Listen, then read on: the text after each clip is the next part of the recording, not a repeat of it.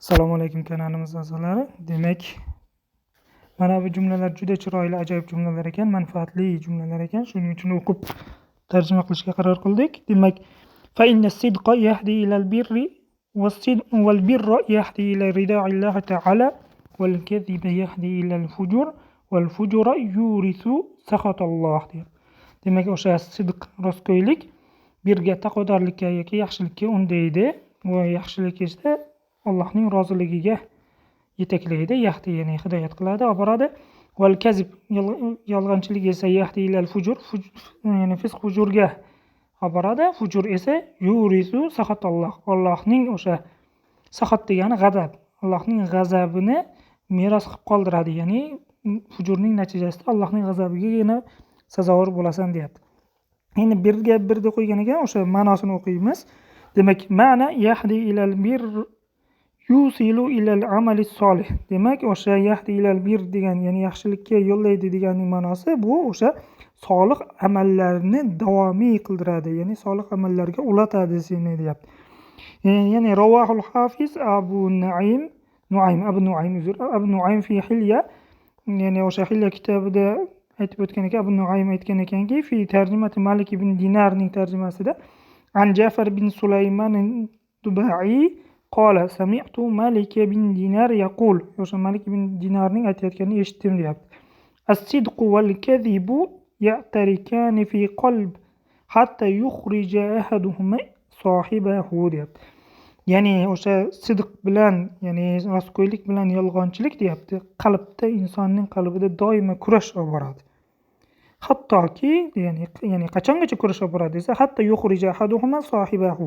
Ya'ni ulardan biri ikkinchisini chiqarib yubormaguncha. Ya'ni qalbingizda yoki sodiqlik qoladi yoki o'sha yolg'onchilik qoladi deyapti.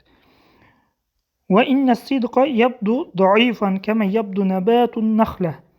O'sha sidq, rostgo'ylik qalbda zaif holatida bo'ladi boshida deyapti. Xuddiki o'sha xurmoning ko'chati singari, ya'ni xurmo ko'chati ham boshida zaif bo'lgandek. Yabdu ghusnan wahidan, ya'ni bittagina shox bo'lib ko'rinadi deyapti sidqlik, ya'ni rostgo'ylik.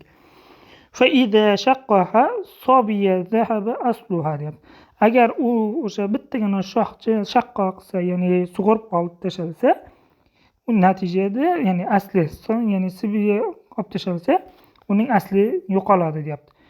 Fa in akalat ha anzun zahaba asluha. Agar uni bir kiyik yoki echki yeb qo'yadigan bo'lsa ham, uning asli yo'qolib ketadi deyapti. Ya'ni xurmo daraxtini aytayapti-ki, o'sha xurmo daraxti bir kichik bola kelib turib uni sindirib qo'ysa, ya'ni faida shaqqaha sabiy degani o'sha yosh bola kelib turib uni tomiridan yulib olib qo'ysa, uning asli yo'qolib ketadi. Yoki kelib echki yeb qo'yadigan bo'lsa, unda ham uning asli, ya'ni tomiri yo'qolib ketadi deyapti. Fatusqa fatantashir, agar sug'orilsa deyapti, u yana ham kengayib kattarib ketadi. Va tusqa fatantashir hatta yakuna laha aslun asilun yuta'u. Agar yana sug'oriladigan bo'lsa, yana ham kattariladi, hattoki asli, uning tubi juda ham mustahkam bir holatda kelguncha u yoyilishda davom etadi. Va zillun yustazala bihi, ya'ni shunaqa bir soyalar bo'ladiki, yustazala bih degani undan odamlar o'sha soya olinadigan bir soya bo'ladi, soya soladi. Va samratun yukalu minha, va shunday bir mevalar beradiki, undan mevalardan bahramand bo'lishadi, mevalar yeyishadi deyapti. Kazalika sidqu yabdu fil qalb da'ifan. Shuningdek, o'sha sidq ham xuddiki xurmo daraxti sifatida qalbda dastlab zaif holatida bo'ladi.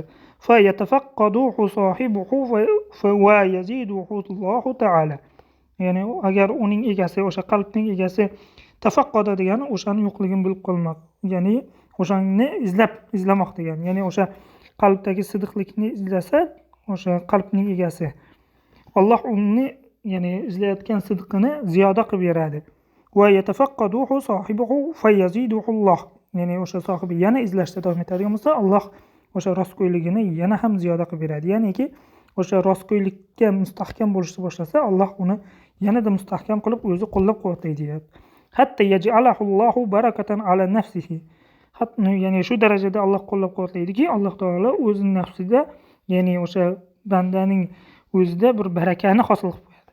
Va yakunu kalamuhu dawa'an lil khoti'ina, va uning gaplarini o'sha xatokorlar uchun bir davo qilib qo'yadi, ya'ni xatokorlarni to'g'ri yo'lga boshlaydigan bir odamga aylantirib qo'yadi deyapti. Qola Ja'far thumma yaqulu Ibn Dinar, Ja'far aytadiki, ya'ni undan keyin Ibn Dinar davom ettiradi. Ama ra'aytumuhum, sizlar ko'rmadilarizmi o'sha kishilarni? Thumma yarji'u ila nafsihi fa yaqul, ya'ni o'ziga qaytdi va dediki, bala vallohi laqad ra'aynahum, ya'ni thumma yarji'u ila nafsihi degan, ya'ni o'ziga qarab ishora qildi, ya'ni o'ziga qaytdiki, ya'ni o'ziga nisbatan aytdiki va dedi, albatta biz o'sha ularni ko'rganlardanmiz deyapti. Ya'ni kimlarni desa, Al-Hasan Basri va Sa'id bin Jabir va ashbahahum. Ya'ni Jabir, ya'ni Hasan Basri, Sa'id bin Jabir va shunga o'xshashlarni ko'rganmiz deyapti. Ar-rajulu minhum yuhihi Allahu bi kalamihi al-fi'ama, ay al-jama'at minan nas. O'sha kishilar deyapti, Alloh ularning gaplari bilan odamlarning bir qancha to'dasini, ya'ni bir qancha olamonni qaytadan tiriltirdi, ya'niki o'sha xatodan tavba holiga qaytardi deyapti. Ya'ni o'sha Hasan Basriylar o'sha sidiqligi sababidan, rostgo'yligi sababidan Alloh taolo ularning gapi orqali to'da odamlarni, ya'ni juda ko'plab jamoatni to'g'ri yo'lga, hidoyatga boshladi deyapti. Demak, haqiqatan ham sidiqlik juda ham muhim ekan. Demak, eslab qolaylik. Fa inna sidqa yahdi ila al-bir wal birra yahdi ila ridaillahi ta'ala wal kadhiba yahdi ila al-fujur wal fujura yurithu sakhatalloh.